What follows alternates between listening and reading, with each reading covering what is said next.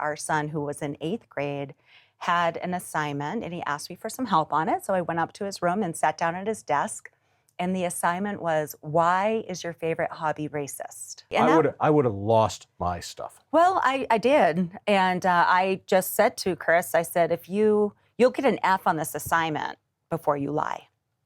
And he said, Mom, you don't understand. I have to think one way at home and another way at school. And Chris is the kid that he strives so hard to be the best academically.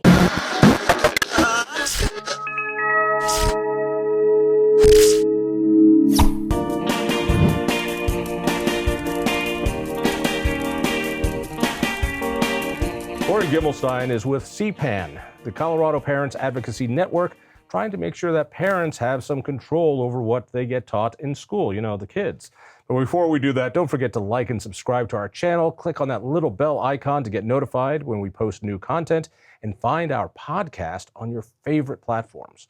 So, Lori, why do you even care about this? I care very much for the incredible bond that a parent has with their child. And in 2020, my husband and I were sitting at the dinner table with our 2 kiddos, who at the time were 11 and 13. And remember, 2020 was a really fun time. 21. Good time for kids. Yeah, it was great. They were isolated, alone, not educated. Yes. And they were going back to school in late 2020, early 21, with twice a week, small cohorts, groups of people. And our daughter, who was 11, came home and she shared with us that her friend, who, and I won't share names right now, but her friend who was female was now going to be male, and that her friend was going to be using he, his, him pronouns and using the boys' room. And honestly, my very first thought was, I must have missed the email, right? Because that's something that's pretty heavy for an 11-year-old. It's very rare. Well, it was in 2020. And I just thought, clearly I missed the email on this. And so I just commented, that's really progressive of this child's parents to ask the school to do a workshop. And Jenny said, oh no, Mommy, my friend goes home every day as a girl. His parents have no idea. And that was the beginning of the questioning that I started to have as a parent in the Cherry Creek School District. And just a couple weeks later, our son, who was in 8th grade, had an assignment and he asked me for some help on it. So I went up to his room and sat down at his desk. And the assignment was, why is your favorite hobby racist? Why? I'm sorry. Yeah. You're kidding me. No. This was a serious question. He was writing about anti-racism and skiing. Did you say something like, well, the answer is because when you're a member of the Klan, everything is racist. It was just so unbelievable to me. And looking at the rubric, he had to write racist against people of color to get full points. And what was so alarming... Wait, whoa, stop there. Yeah. In order for him to get credit, he had to use the words racist, people of color. Yeah. And he had to describe that something he was like doing, why it was racist, why he was an oppressor in this image of oppressed versus oppressor society that's being taught in schools. Absolutely. And I would have lost my stuff. Well, I did. And I just said to Chris, I said, if you'll get an F on this assignment before you lie. And he said, Mom, you don't understand. I have to think one way at home and another way at school. And Chris is the kid that he strives so hard to be the best academically. Now, my kids went to Boulder Valley. They had the same sort of stuff. And my daughter in grade school is talking about how she has to give her pronouns. And, and it's like, what? And she said, yeah. And I said, well, your pronoun is Your Majesty. You're a princess, and you identify that way, and they have to respect that. She said, Dad, I can't do that. I have to behave, even though this is garbage. And she hated it, but she knew to shut the hell up because she wanted to do well in school. And we're seeing that. We're seeing kids feel compelled that they have to behave and think and say certain things in order. Let's take both of those examples. So your son is being compelled, coerced into admitting he is some sort of oppressor. Correct. At 13? He was 13, yeah, 8th grade. He has done a lot of oppression in those 13 years. Let me tell you, Yeah. he's quite the racist. But going back to your daughter's friend, who's a girl at home but a boy at school, isn't it possible that her parents are just not accepting, and that the school is a safe place where she can finally be herself? And I think that is where we see the biggest problem. The school is not the ultimate authority on making decisions for our children. We, the parents, are. We are the ones What that kind get of to old guide them. 1950s idea is that? I know it's We, absurd. State well, no, control seriously, is just great. well, there is a sense that school is there to not only teach kids how to read and write and do arithmetic, which they don't do anymore, No. but that they're there to help kids become a integrated member of society. They're there to help kids, grow into society, understand society, and that's all they're doing here. And this is the new society, and we want to help kids that they don't harm themselves, they don't hurt themselves, they don't commit suicide. And if they are stifling their true identity, that can be very dangerous to them. I disagree. And I think that parents and concerned citizens across the state and the nation also disagree with that tenet. And what should be happening if there is a concern is the very first person that should be contacted is that child's parent. Now, you will hear what you were just describing, this, well, what if that parent is abusive and they're going to murder that child if they find out that they're questioning their identity? Or that the kid is going to hurt himself, or he's going to And be if a child is isolated, going that this is where kids who identify as a different gender can often hurt themselves and too often commit suicide. So all the state is trying to do, and let's remember schools are the state, is trying to keep those kids alive. Well, they're not doing a great job with mental health, despite all of the government programs being put into place to protect children under the guise of helping support mental illness. We know that the best outcomes are for children when their parents are involved in their education. And the best outcomes are when parents and teachers partner for the best situation for each child. But not every kid has involved parents like you and your hubby. A lot of kids have absentee parents, parents who don't care, or parents who quite often are just not accepting of their lifestyle. I mean, I remember growing up in the 80s, there were not the systems to help kids who are gay or lesbian be gay and lesbian. They were stuck in a closet. Do you want these kids to be stuck in a closet as well? Well, what we're starting to see is almost the opposite trend. So, and goes back to a little bit of what Chris was talking about with my son's assignment and this oppressor oppressed model. And what we're seeing is just an incredible amount of students come out and identify as LGBT plus. And when my daughter was in 7th grade, 23 of her friends who are girls were now identifying as lesbian, bisexual, or transgender. So we're talking about 12-year-olds. And it was causing my daughter great stress and anxiety. Over what? What if tomorrow I wake up and I'm a boy? What if tomorrow I wake up? Did she express that to you? Yes. And I'm hearing this from multiple parents. So what we're doing under the guise of protecting children and keeping them safe is we're actually telling them that their parents can't be trusted. And we're telling children that the only person they should trust is the safe adult at school. And in working with child crimes investigator George Mumma from Jefferson County, he was saying in the thousands of cases involving child crimes, that it was always a safe adult that committed the crime. And here's where we have to reasonably come together and understand that there will be abuse of that term. Of course, we want our teachers to be safe people for our children to be around. But when children are told that they can't trust their parents, we have seen most recently in September of 2023, with the school board elections coming up, we were in a lot of elementary schools and middle schools at parents' nights so that we could talk to parents and talk to them about the upcoming school board elections. And we found posters in the elementary schools that said things like, in all uppercase letters, "My parents are great." And then in small letters, at pointing out my faults, "Text talk to 38255, Colorado Crisis Line." And then there were some that said things like, "My good grades are never quite good enough. text talk to 38255. And that was a little bit alarming to us because they're marketing this material to children, Wait a second. ages 5 to 10. What I'm hearing is there's a program to help stressed out kids.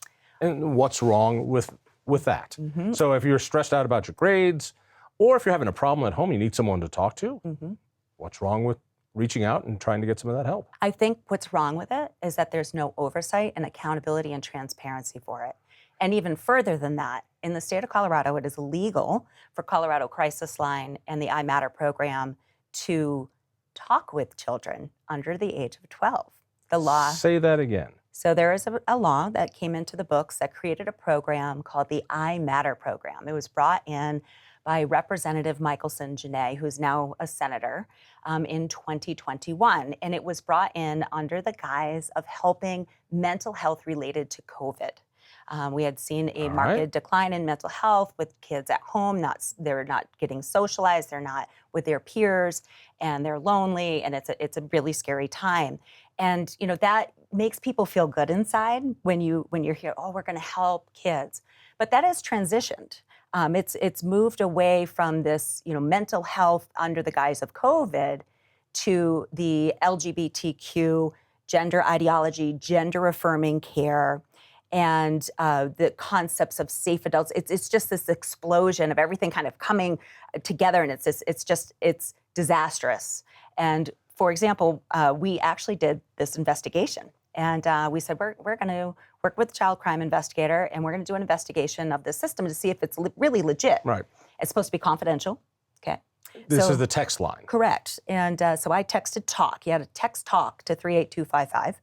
And I was going to pose as a 9-year-old. What we were trying to see is they're going to, we just immediately thought they would probably, say, no, we can't communicate with you because you're under the age of 12. We'd like to make sure that you have a parent involved. And so before I could get connected to a crisis specialist, which is a whole nother conversation, I was asked for my full name, my date of birth, my gender identity, and my zip code. And so I provided my name, my date of birth, my gender identity, and I said that I didn't know what a zip code was. Oh. And finally got my zip code by talking to my mom. And I came into the conversation and immediately was brought into a conversation with an adult that I didn't know, but knows my name, knows my zip code, knows my birth date. And it begins this conversation. What brings you here today? How can I help you? It started off pretty pleasant. And ultimately what I ended up saying was, I think that I'm trans, but I don't want my mom to find out. And the crisis specialist assured me that my mom would not find out, that they would keep it confidential, that I could be anything that I wanted to be. And then she directed me to an organization called the Trevor Project so that I could explore my queer identity. She then further went on to ask me if I wanted to kill myself because I felt that I was transgender. And I replied, why would I want to kill myself? And she said, because some people want to kill themselves when they have these feelings. And we just want to make sure. Are you saying she shouldn't have asked that question? I'm saying it was very inappropriate. To ask, do you want to kill yourself? Do you want to kill yourself? And not only that, she further pushed the issue, do you want to harm yourself? And I said, well, what do you mean by harm? And she said, well, sometimes people like to do this when they like you. And I said, like pinching? And she said, yes. Do you do that? And I said, no, but I have a friend that does that. And we had this conversation, and ultimately we actually did this routine multiple times and recorded everything. So we did this investigation as an 11-year-old with different issues. Right. And what the ultimate issue that we had was that we had a crisis specialist talking and giving guidance to a 9-year-old, and that's against the law. Right. So what your frustration here, I want to really be clear. Are you saying that kids who feel like they belong in a different body should not transition? I'm saying that should be a family decision and not the decision of the state and not the decision of a school. And we have. So if a 9-year-old wants to be a different gender, mm-hmm. do you believe it is the parent that has the final call or the kid? The parent. Why? Because that parent is charged with raising and guiding that child. And when I think about children, and I'm a speech language pathologist, I've spent the last couple of decades immersed in development, childhood development.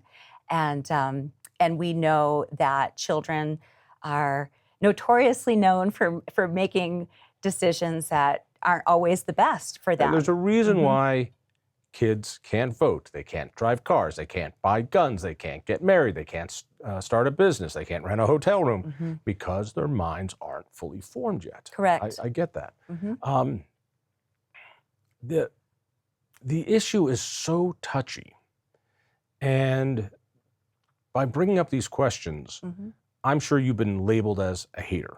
I have, yeah. Because I've done the same thing. I see it from a different point of view, in that my kids are almost through this system, and they have to deal with all this stuff. I get tired of the forced, coercive language that people have to state things that are obviously false in order to keep their job, in order to stay in school. No, you have to use this language. You have to call that man a woman, even though that's not the case. And so you have to lie publicly in order to keep your job. I find this North Korean style dictatorship tyranny. This is just awful. It is the opposite of free speech. Absolutely. It is coerced speech. And in order to keep your job, in order to stay in school, in order not to be called a racist, you have to lie. And our children are taught not to lie. But it takes, and that's a big problem. It's so difficult for a kid to be able to swim in those seas and stand up to giants, adults, and all the other cultural pushes that say, no, we celebrate this. Both of us know Erin Lee, great lady whose kid was invited to a art club after school, which was a trans indoctrination session, where she was told, well, if you're not 100% comfortable in your own body, you're trans. Correct. And fortunately, 11-year-old girls are all very comfortable in their bodies. It's a standard. Nobody's comfortable in their body. The thing that scared me the most is when she was told, don't tell your parents. Raising kids, that is the trigger that we have taught our kids. When someone says, don't tell your parents, you tell your parents. And to think that it's not a predator on the street saying it, it is predators inside the system saying it. And when I say predators, I'm not saying that they're going to commit sexual acts on these kids, but it is predatory to do that type of behavior without parental consent or without even knowledge of the parents. I think it's obnoxious that... Is it fair to say this is not an issue about transgenderism? This is an issue about who gets to raise my kid, me or some out-of-control elite collective. Correct. You're right on target there. I believe that this is cultural Marxism moving in to separate children from the family so that children see the state as the authority that they are being activists for. And it's obnoxious to think that there are so many parents in the state, in the nation, that are going to harm their child, abuse their child. And they're, one of the things that's happening that we see... It's guilt before innocence. You are, as a parent, you are guilty of being a hater, you're guilty of being an abuser, you're trying to coerce your kid to live a lifestyle that he or she shouldn't be living. You are that belligerent parent from the 1970s who found out his kid was gay and outcast him. That's who you are. And what's odd is, I have a handicapped child, and I know what this is like. They can't give your kid a buffered aspirin. They can't give a child's aspirin. They can't put a Band-Aid on their knee without reporting to you exactly what happened, and oftentimes without your express written permission. But yet, they can do this, including a bill just recently to say what you've named your child doesn't matter. What the state has doesn't matter. Your child wants to be called IP Freely, and they have to call her IP Freely. Well, House Bill 24-1039, the non-legal name changes, really what it's going to do is codify current practices. So we know in the state of Colorado, multiple school districts, including Cherry Creek, Jeffco, Littleton Public Schools, have a practice of hiding gender transitions from the parents. So we've actually uncovered through Colorado Open Record Act's requests, which is similar to a Freedom of Information Act request, but it's just called a CORA here in the state. And we've actually uncovered the documents. We've uncovered trainings that are through Queer Endeavor, which is an organization put out by the University of Colorado, Queer Asterisk, Inside Out Youth Services. There's lots of money being spent on— Who funds these groups? The taxpayers are. So we're paying. Who funds these groups? Well, there's a lot of interesting money, and it all comes down from one big, ginormous entity, and it's called the Teachers Union. So it's like playing with the house's money in Vegas. These programs are largely funded by the state. There are some outside groups that do it, but they also get contracts from school districts and others. And so the system is racked up to say, parents, you don't get to know what your kid's doing. We know better because, well, we went to college for this stuff. Don't you know that? You idiot parents didn't go to college for this stuff. And so we know it's best for them, it's best for society to train them this way. I find it terrifying. I find it Orwellian, and I find it bizarre. But I want to be really clear. This is not about kids who want to be of a different gender. That's not the frickin' issue. But they will cloud it with that issue to make you seem like an evil person, and you're part of the moral majority. You're out there waving your fist and trying to keep us back in the 50s. No. I believe in transparency in government. I believe that parents need to know what's going on. That you take your kid to the doctor's office, you're signing HIPAA waivers. You've got guardianship over this child, legal guardianship, and there is only one entity in the whole world that is immune from telling you what's going on with your kid, and that's the government. That's the government-run school district. Your doctors can't do it. The organizations you're with can't do it. They're out at camp, they can't do it. All those things are punishable by law if that happens. But the practice is happening everywhere. It's happening in medicine. I just recently took both my kids for their annual well check, and I was asked to step out of the room. And I had conversations with both of my children. How old are your kids? 14 and 17. And you were asked to step out of the room? Correct. And I had— Did you? I did, because I had conversations with my children ahead of time, because I knew this was going to happen. Both of my kids received a confidential survey that they were supposed to fill out without my knowledge. They were given that instruction by the receptionist at the front desk. This is for your eyes only. And I said, I'm going to look at all the questions before you answer them. And my kids— What were the questions? A lot of them were around, healthy behaviors and things of that nature, but a lot of it did ultimately drive down to sex and gender ideology.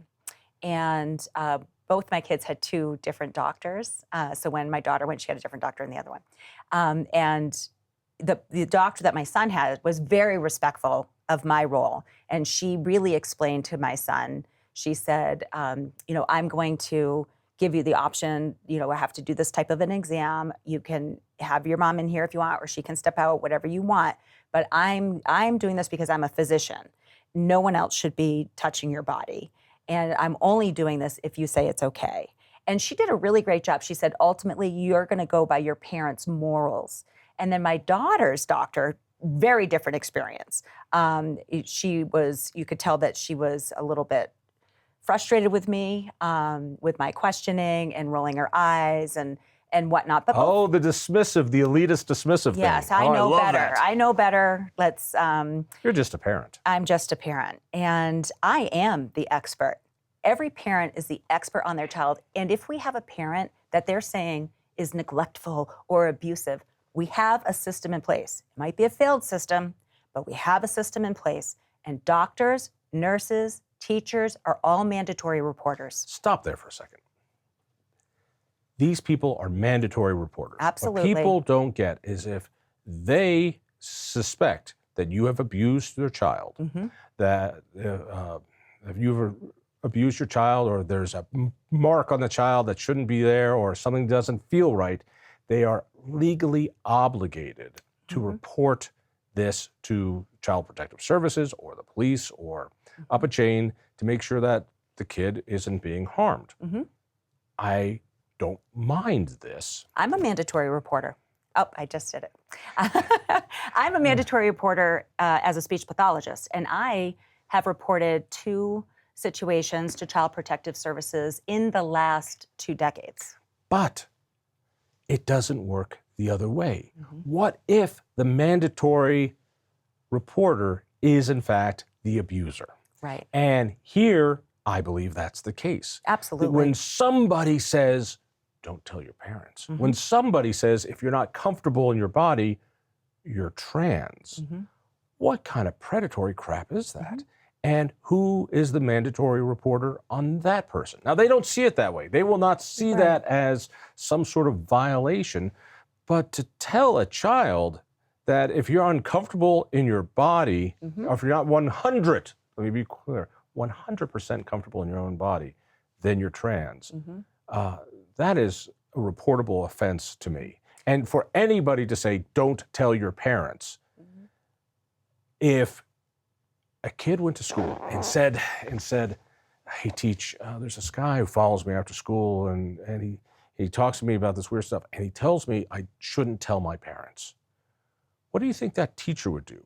I believe, you're trained in this, I'm not, that would be a mandatory reporting, that the teacher would have to tell somebody about that. Am I wrong? Yes, and the parent would likely be called in immediately. No, if it was just a stranger, let's say it was a stranger or a cousin who said, and they tell the teacher, my cousin is telling me this weird stuff, and she says, don't tell my parents. If you're supposed to report that, then why in the world, when a specialist says it, that you're not supposed to report it? That is the Orwellian part of this. And it's really interesting. I've had multiple conversations with teachers and district administrators in the state. And one interesting conversation that I had with the deputy superintendent of Cherry Creek Schools, her name is Jennifer Perry, back in March of 2022. I brought this concept up. I said, I don't understand why there is this practice to hide this information from parents. And her comment to me was that she knew of at least 5 kids in just one elementary school alone that were transgender, and that she was not going to be monitoring whether they were changing their clothes in the bathroom and whatnot. And she just said, it's this has nothing to do with the school. And then I questioned her and I said, well, then why do you have confidential intra-district gender transition plans that state on the very first page, if the parent's not supportive, how are we going to support the student without notifying the parent?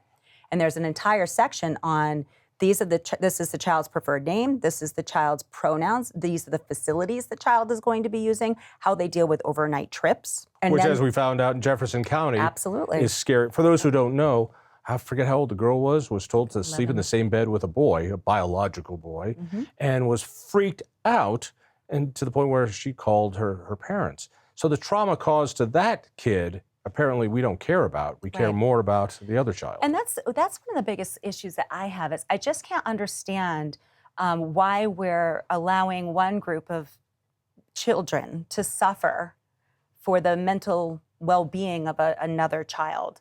We're seeing so many girls that don't feel safe in school, don't feel safe going into female bathrooms when they are transgender girls are in that bathroom.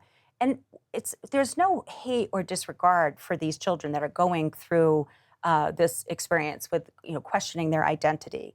But to not state that girls deserve a safe space. We have reports. We have an incident reporting tool on our website at coloradoparents.org, and we receive incident reports weekly from families across the state, multiple school districts. I have 14 incident reports open right now. And girls are reporting that they are not drinking water during the day because they don't want to have to go to the restroom. I was going to say, why in the world? Because they don't want to have to urinate in a bathroom where there might be boys. Right. And we have district administrators telling students that their hands are tied, that there's nothing they can do, and if the girl doesn't feel safe, she can use the nurse's room. So in other words, the girl is being victimized. Correct. Because she doesn't matter, because the system is there to help. What about the girls? Right. What about the girls? So talk to me a little bit about the legislation that's going through. So we talked about the unofficial name change, which, as I said, if you're smart, if you had a smart-ass kid like I was, no, you'd be, There's a lot I'd change my name to Amanda Huggakiss. Oh, I would have just so go much nuts. fun. And they would have to do that, and they couldn't tell my parents. It would be there in the yearbook. It would be awesome. And sometimes some kid is going to name himself school shooter, so it shows up on the yearbook. There's so many loopholes with this bill 1039, and it's under this guise of supporting students who are transgender, and the number of people that provided testimony during House committee hearing, there was so much emotional, logical testimony from people that are not in support of this bill, documenting the actual harm that's actually happening because these practices are already being employed. I have incident reports that come in that would just break your heart from kids that are just Give me one. Socially awkward and having a tough time. Let me hear one. One is a young girl in middle school, really struggling socially, and was invited, join the GSA, which is the Gay Straight Alliance Club, after school. Really started to be socially accepted in that group and celebrated. And she discovered that she thought she was transgender, and she was just thriving in this environment. The way she described it was that it was just this euphoria where she was finally accepted and she felt like she really belonged. But then what she said to us after it got very serious. So she essentially was kind of dropped in the group. Now they were after additional kids to bring into the GSA, and she was back to being alone. And not only was she alone from this new group that was celebrating her not even 2 weeks ago, now she had done some changes at school and had guilt and shame about it. And nobody was there to guide her. She had guilt and shame about what? About making these decisions, about saying she was actually a boy and going by he, his, him pronouns. She wanted to do that because she wanted to be accepted. She wanted to fit in. What a surprise. Because all of us at that age are tied into the social pressures. And if the social pressure says, this is how you get accepted. Mm-hmm. And the sad thing was his parents had no idea. And these children go home after school and they spend hours at home and they're there on the weekend. And the parents were starting to see severe depression, severe anxiety, and they found their daughter cutting herself. And they didn't know what was going on. They didn't understand. They couldn't guide her. They couldn't provide her with the resources necessary to stop her from harming herself. Because the school wouldn't let them know. Because the school hid it from the parents intentionally because they thought they knew best. But it used to be a liberal principle of openness, of free speech. It used to be a liberal principle of transparency in government. It used to be a liberal, and I mean this in a classical way. Classical liberalism, that you have rights, and now the government supersedes those rights when it comes to the most vulnerable. And I keep hearing over and over again that a society is judged on how they treat their most vulnerable. And I know that the people pushing this really believe that they're helping the most vulnerable. They don't see that they could be hurting the most vulnerable. That's what I find so awful about this. During COVID, a lot of parents, myself included, got to finally see and hear what goes on in classrooms. My daughter told me about all the political correctness, all the environmental propaganda that goes on, all the racial propaganda that goes on, all, as you said, the oppression teaching. Listening in on her classes when they were online, I got to hear about critical race theory and how systemic racism is bad in her English class, in her science class, in a yoga class. I'm there listening to a yoga teacher say how awful systemic racism is, and you white kids are part of it. And every time I wanted to jump through that screen, she waved me off and said, I got to pass this class.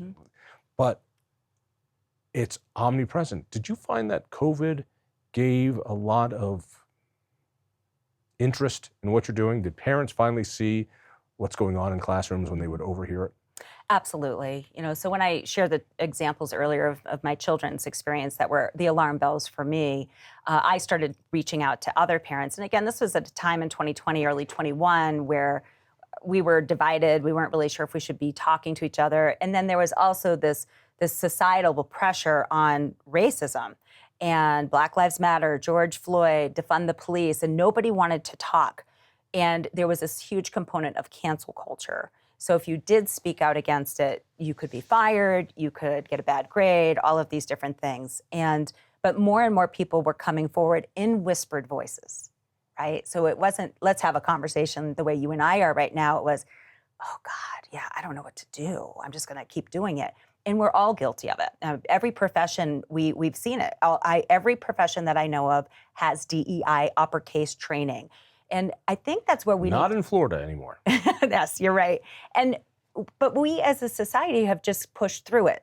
And we adults are modeling that for our children. I just have to do it. I just have to get through it. I just have to check the box. I mean, think about this. I was told by so many signs at protests that dissent is patriotic. Mm-hmm. But if you dissent on this, it's not patriotic. Mm-hmm. You're a backwards person. Mm-hmm.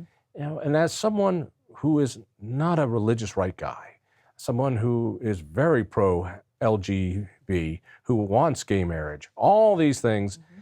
because I say you can't force people to speak a way that they don't want to speak. I'm the racist. Mm-hmm. I'm the hater, which is fine. Mm-hmm. We racists and haters, it just doesn't faze us anymore, right. Because it's lost its punch. I think a lot about Bud Light, mm-hmm. and that Bud Light lost 20% of its market share, mm-hmm. and they still haven't survived for something that seemed like a pretty small infraction. They make some cans and give it to this influencer on YouTube who's trans. All right, that was a dumb decision, but the sin was this for the punishment that was that. And it took me a while to understand why the punishment was so big, because it's pent up frustration. In school, you can't speak up to this DEI silliness. Mm-hmm. You'd be shunned. You'd be out of school. You'd fail out of classes. At work, you have to go to endless HR meetings, and heaven forbid you misgender somebody because you're telling the truth and they don't like it. Mm-hmm. You could lose your job. So you cannot speak your truth. You cannot have your free speech. But when it comes to being in the supermarket and you're buying your 6-pack of beer, that was the anonymous mm-hmm. vote. That was purely anonymous. It wasn't what's his name, Mulvaney. It was that people were tired of it all over. And now I got to vote on it in private. Mm-hmm. And I won't lose my job for picking up Modelo or Coors instead of Bud Light. Correct. And look at the size of that. Mm-hmm. So I think people are scared to death to talk about the things that you're talking about. Mm-hmm. And I am not. And that's why I am running this organization and helping not only parents and students, but also teachers and staff. The number of teachers and staff that have signed up to be a part of the Colorado Parent Advocacy Network would astound people. And we receive really? Reports daily from teachers and staff, and principals too. One of the things that I want people that might be watching this to know, if they do work in a school system and they do question the DEI initiatives, or they feel that they shouldn't be hiding gender transitions from parents, they're not alone. A lot of people feel that way. It's a very small minority. I've talked to parents and teachers too. There are mm-hmm. teachers like, no, this is crazy. Yes. But I am 2 years away from retiring, so. And that's a big problem. So let me ask you about CPAN. Mm-hmm. So you take this information. Are you asking people to go to your website and give you more of these stories so you have a record of them, mm-hmm. an official record? What is it, if a parent or a teacher, this is striking a chord with them, what is it you'd like to do? So the best What is it you want them to do? The best thing you can do is just sign up at coloradoparents.org. You can get involved. You can submit an incident report. We even have an inequity reporting tool so that if you feel like your life, your liberty has somehow been jeopardized in an educational setting, that we will connect you with the right teams. You say incident report. That sounds very professional, mm-hmm. because my kid who's on health care or has health issues, he has Down syndrome, and there are incident reports all mm-hmm. the time. If he scrapes his toe, there's an incident report. Correct. And it's written up. That's an official document. Are you guys an official document, or are you just taking stories? What is an incident report for you? What we're doing is, so we're an all-volunteer organization at this point. Oh, you are rolling in the money. I wish I was, but we're doing great work. I mean, if you think about what we've accomplished, we celebrated our first birthday in November of 23. Wow. And we have done so much in this state to bring transparency and accountability to the school districts and to the legislature, and are really opening up the doors for people to get engaged and step into the public square and step into classrooms. And one of the things that we're encouraging people to do is get involved in local committees and boards and commissions. That is how we will shift culture to change what's currently happening in public schools. And just like you were saying earlier, you know, your money speaks volumes, your feet speak volumes. So many families are leaving government schools. But I will let you know that we're getting incident reports from private schools, charter schools. So there is... What you said about local government, at Independence Institute, Kathleen Chandler helps people find boards and commissions. People want to get involved. People need to get involved. Absolutely. You know, there's one thing to sit on the sideline and just boil with anger and do nothing, or save it for the cocktail party and then just yell about things. But to get on a local board, get on a local commission, get into the machinery of it, you see the inner workings. And when you do, one, you can make good things happen and stop bad things from happening, but also you get information that you can give to people like you. And here's the first-hand document. And you have the power then to have the staff of government work on your behalf to answer these questions. It is remarkably powerful. It drives me nuts that all we do is talk about, well, is Trump going to be president? You know what? Talk about what goes on in your government, in your backyard. Your community. That's where one person can change the world. You can have such an impact. Because of Kathleen's class, I'm actually serve on the election commission in my city. And I think it's just an incredible opportunity to be engaged. And I think that's really where the failure is in our society today, is that we just have uneducated citizens that don't understand their role in local, state, and national government. And they're intimidated. Absolutely. How is it not intimidating? It is intimidating. Kathleen's Local Government Project, go to thinkfreedom.org and look for local government. That a little bit of hand-holding goes a long way. It's not hard. And once you get involved, that's powerful stuff. All right, so finish your question. What else do you want from what do you want from the people of Colorado? What do you want from elected officials? We want the people of Colorado to know that they have a support system in place to help them know what to do when a situation happens to their child, at their job, if it's in an education setting. And we want the support of the people. We want the Colorado Parent Advocacy Network to serve decades long in this state to ensure that district administrations, the boards of ed that should be held accountable to their constituents, but there's no method in place. And the same with all these government-run programs, like the iMatter program. You know, these are contracted out to third parties. There's no transparency. There's no oversight. There's no accountability. We're talking about millions and millions of dollars being spent on programs We're talking about hundreds of thousands of children. We are. We're talking about the most vulnerable people in our society and the future of our country. The future of our America is at stake right now because of what is happening in our schools. And all of these things, all of these issues, DEI, LGBT+, oppressor oppressed, all these different things, they're fires. And it's just we have to put the fires out, but it's blocking our vision from what's truly happening. The other part, which is so frustrating for me during COVID when they shut down education, my son regressed because he can't learn online. He needs to be engaged with people.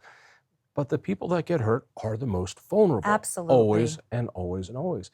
And you only have one shot. You might have some time to change monetary policy. All right. But you only have one shot with your kid. And we are sending them into a lion's den every day, and we don't know what goes on. Absolutely. That's the best way to describe it. You really are. You cannot have blind trust in the system. People want to get involved. Where do they go? coloradoparents.org. And you have a newsletter. What if parents want to give you some information, but they also feel a little nervous about giving you that information? They want to be anonymous. So the way that we require incident reporting tools is that people need to sign an affidavit that what they're saying is true. They do need to provide their contact information. We verify every incident report that comes in through QORA request, the Colorado Open Records Act. And we actually have had great success in many, many incidences in terms of just following the proper steps of policy for a school district. So, our goal is never to just bring this out in social media and roll in it. We always follow the proper protocol. I assume, though, if somebody works in a school district and says, you really ought to look at policy number 38, subsection C, they could probably tell you that anonymously. Yes, absolutely. You can submit tips, and we can investigate if we have the correct information in an incident report. Do that website one more time. It's coloradoparents.org. The work you're doing is critically important. It takes brave people to do what you do. Thank you. If you enjoyed that conversation, by all means, click one of these other great programs. We have the best conversations with the most fascinating Coloradans. And subscribe to our channel. Just click down below and hit that little bell button too. You don't want to miss a single show.